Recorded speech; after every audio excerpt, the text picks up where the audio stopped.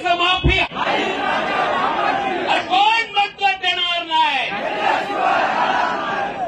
बच्चू भाऊंच्या पुढाकाराने महाराष्ट्रातील तमाम शेतकऱ्यांची जी एक अभूतपूर्व एकजूट आपण केलेली आहे, या एकजुटीतून फडणवीसला आणि त्यांच्या सरकारला इशारा आहे, तात्काळ कर्जमाफी जाहीर करून शेतकऱ्याची संपूर्ण 7/12 कोरा कोरा कोरा केला पाहिजे।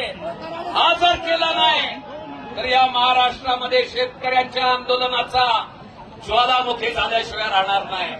अरे काय सरकार तुम्ही चालवता?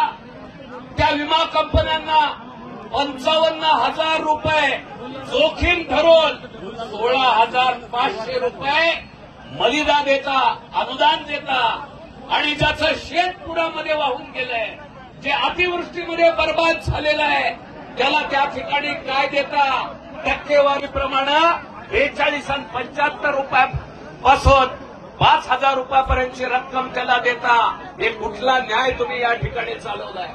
या महाराष्ट्रातलं सरकार केंद्राला कळवतंय 4,957 रुपये उत्पादन खर्च असल्याचं सांगतंय। त्या ठिकाणी एमएसपी 5,328 तुम्ही सांगता।